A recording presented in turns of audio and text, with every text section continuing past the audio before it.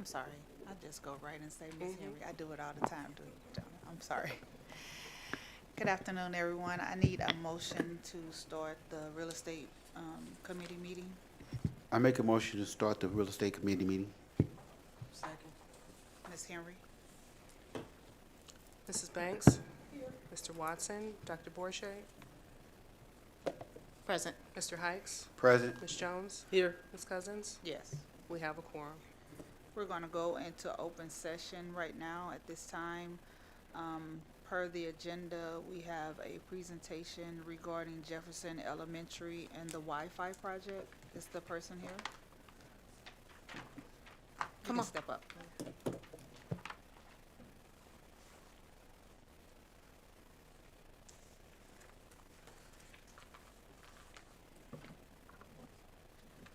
You can push the button on.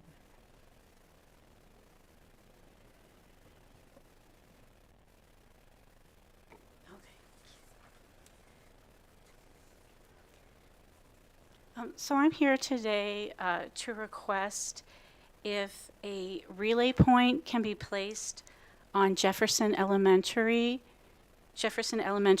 Because it is Murphy Park is part of the community Wi-Fi project. It is a current project with the city of St. Louis in that we are installing Wi-Fi in city parks. We've already installed at Tilly's and Loretta Hall, Gregory J. Carter, Gravois, Fox, Amberg, and Ivory Perry. And Murphy Park is one of the also included parks from our Digital Inclusion Action Plan. And we already had the vendor, the contractor, SmartWave. They've done a design for Murphy Park, and they're going to put two access points, which are basically Wi-Fi radios to provide Wi-Fi for the area. But they need, looking at the survey, they need to put a non-penetrating sled with a Wi-Fi attachment on the roof. And I did speak to Dr. Bonner of Jefferson Elementary last month, and she was very receptive to the idea. And so I just would coming here today just for the approval. Thank you.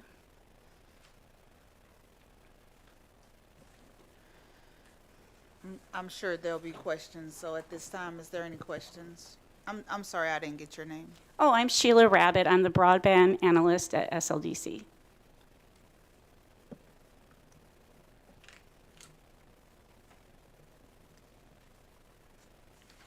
Are there any questions at this time? Secretary Jones? Hi. Hi. Will there be any cost to the school, and will there be any health effects of having the that on top of the roof? No, it's basically as far as the cost is the cost is included in our community Wi-Fi project that's funded by ARPA funds, and so there's no cost to the school. And as far as safety, it's basically like having a Wi-Fi router, like that, similar to what you have in your house, but it was just very much stronger. It goes out, to have a range of 500 feet. Does the school have to provide the power source to make this work? I believe they will for the school. There's also another access point that's in the park area on top of a restroom building. So my question is, you're saying that this will actually be anchored on the roof of the building? Yes. So what effect is it having on the roof? My understanding is that they're using, it's detailed, the equipment is detailed in the handout that I included in the email. It's called a non-penetrating sled, so it won't damage the building at all. So with weather or in case of storm, things of that nature, what is the insurance coverage looks like in regards to protecting the facility itself and this particular equipment? Well, the replacement and the maintenance of the equipment is included in the contract with the vendor. Okay, and what about in regards to the building? I don't know the answer to that. I would have to find out more information. I mean, if it was damaged, it would be replaced if the access point was. if you're saying if there's any damage done to the roof, that there's coverage.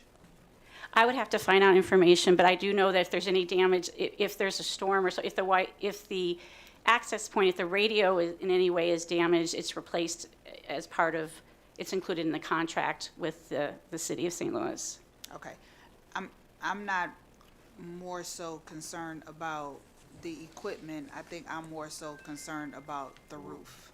Sure. I mean, I would have to find out information. The contract is with the city of St. Louis, so I assume that it would be included and covered under like the normal projects. We did go through the Board of Public Service for approval of this project, so again, I can find out more information, but we have all the permitting and all that for this. Okay. I mean, I'm trying to make sure that the city understands as well as everyone else is the district is going through a lot in regards to our roof repairs, and making sure that all of our building roofing is, solidified for the safety of the children and everyone within the building. So I don't want to see a device come and kind of penetrate or affect anything that we've done to ensure that we're safe, safe keeping a roof or what have you. So I'm just trying to make sure if something like this is approved, that the roof and that the properties are being protected. Yes, and I can find out more information for you for that. Thank you. Would they need access during and after school hours? Just for them, for example, if something happens, will they have to have 24-hour access at all times, or it just depending on the necessity, I suppose? Oh, actually, as far as installation. After installation. After installation. Yeah. No, they would only need to have access if something went wrong and they had to replace it. But we can schedule around, we would be able to schedule around whatever the needs are of Jefferson Elementary. Yeah, do you have any other installations on any of our other schools? I know you mentioned there are other similar projects. Not for the current phase one. This was the only park that had a school nearby. And one of the issues with this school is we actually did look into other options. They have these Verizon 5G towers, and we were trying to think, could we use that? And there is one, but there's a lot of trees around it, and that blocks the signal. And then there's another one, but it's so far, and it's blocked by the building. So we did look into other options. And just one of the reasons that I wanted to come here for the request is unfortunately, I don't know if we can't get the access point on the roof, we would have to not do Murphy Park. It's, at this point, the option that we have. Thank you. I'm sorry, Dr. Borsche, I didn't notice you had your mic. Hi there. In terms of it being located on top of Jefferson, are there known vulnerabilities in terms of theft for having the Wi-Fi mounted on top of the roof?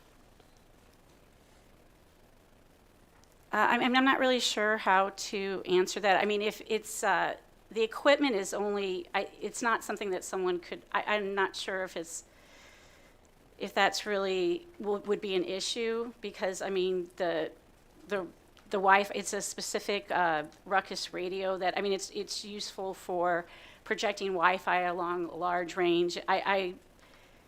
There could be theft. But I don't know if it would be really useful if someone would steal it. That makes sense. Okay, thank you. This is my last question, and it was in terms of storm damage. If there were high winds during a storm, has this particular sled been tested to how long it could hold up, and not fly off the roof? I don't know the particulars of this specific equipment. I do know that the vendor that we use, SmartWave, they've installed all over the country, in San Jose, and many cities. I'm very confident in their abilities and how the project has gone so far. So I would I would be confident that it would be installed properly.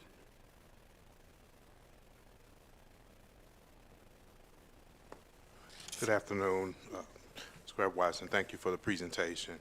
A question is just historically when the district, when it comes to like a cell tower, or in this particular case, generally signed up for some type of leasing agreement. Is this something that SLDC has considered as using the building to pay some additional fees to the building, to the school, to the district to support this particular initiative?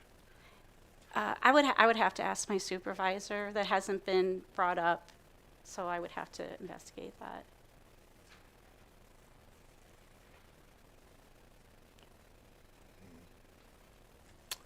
And I think that's all that I have. And I think just to kind of piggyback, just the penetrations, and I know you said, within the document that it showed that there was a non-penetrating type of equipment, but then my wondering is around if we had high winds or anything, inclement weather, and this piece of equipment either tipped over and punctured the roof, what would be the warranty or guarantee that those will be repaired? In addition to, if we were to install a new roof, what would that process look like in terms of removing this device and putting the device back, as opposed to the district incurring those costs to remove it and reinstall this particular piece of equipment? Oh, okay. Well, as far as the Wi-Fi equipment, that would be under our contract with SmartWave in the city of St. Louis, that we would replace it. And I think it's similar. I would have to ask about the insurance and, replacing any damage to the schools. I don't have that information right now, but that is, I can find that out and present that, so you're assured of that. Just for information, did you all check and see if you can put supporting cable? Because the way you got it here is just sitting. I don't know how that particular roof is sitting or whatever. Sometimes you can put supporting cable, so if there is a high wind, the tensioning cable will stop them falling over. That's just something you might can consider. Okay. You know what I mean? Yes, thank you.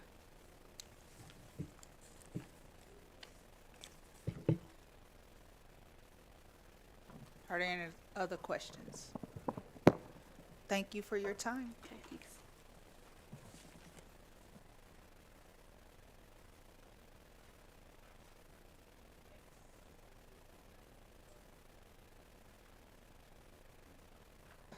Next up, we have the Starwood Group.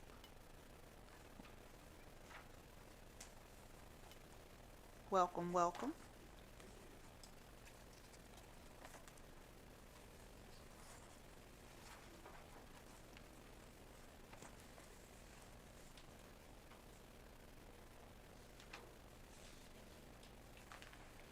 Thank you, sir.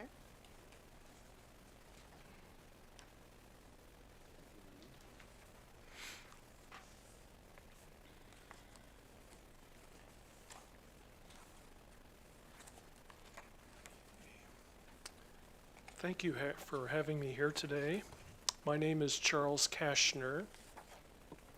I am with the Starwood Group, and the Starwood Group owns two buildings that very near here. The building at 900 North Tucker, which houses Square, the credit card processing company, and 901 North 10th Street, right across the street, that houses the St. Louis Post-Dispatch.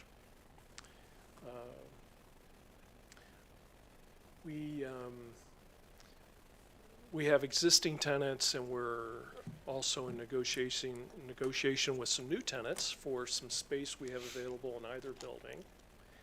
And what we would like to propose, if it benefits the school district, is your parking garage, as we understand it, has just over 400 spaces. And we believe that the school district isn't using all the spaces, and it may have some vacant spaces. And if that is accurate, we would be interested in leasing a few of those spaces for the benefit of our tenants. So that will generate some revenue for the school district. And it will also benefit our tenants, which helps us fill up those buildings, helps create jobs in this particular neighborhood. And that is what this proposal is addressing, if that's of interest. So what I'm proposing in the document you have in front of you is for us to lease on behalf of our tenants 30 parking spaces in the garage. The spaces to be chosen by the school district, whatever makes sense for you. I think there's 3 levels in a parking garage. It can be on either of the levels. It can be in either part of either level. The payment for the parking spaces would come from us, not from our tenants, and it would be paid on a monthly basis. I'm proposing an annual lease that can be renewed for up to 5 years. And that's what I'm here to present.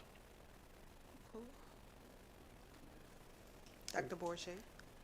Can you say who the tenants are again? Well, the tenants, we don't have any specific tenants identified for the spaces as of today, Okay. and it could change over time. So I would expect that some of the employees of Square will be interested in some of these spaces, and perhaps the Post-Dispatch to begin. So per this, is it NTB that you'll have as on the parking decal for the designated parking space? I think so. The names, because I was looking at this, or would it be the Starwood Group? No, it will be 900 North Tucker Okay, Building, to show the just to avoid confusion. confusion. Okay, Yeah, okay. and it'd just be a small placard. Yeah, that just you- so they know that it's designated, okay, Yeah. what has been designated, the 30 spaces for the park. Yes. Okay, Yes.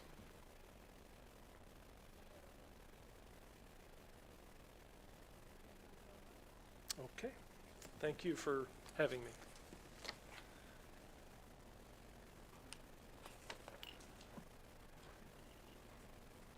St. Louis Parking?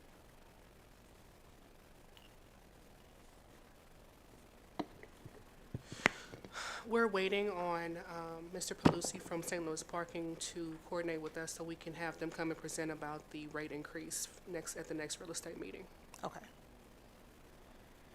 Okay, if there is nothing else for looking on the open session agenda, I need a motion to close for open session to go into closed session.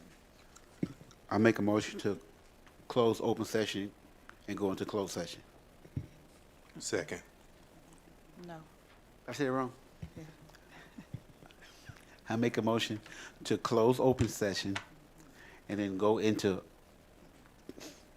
I need a motion to go into closed session. okay, I need a motion to go into closed session. Second. You make a motion to go into Right. closed session. And then he second. Ms. Henry? Ms. Banks? Yes. Mr. Watson? Yes. Dr. Bourget? Yes. Mr. Hikes? Yes. Ms. Jones? Yes. Ms. Cousins? Yes. We are adjourned. Thank you. That's how those sisters do.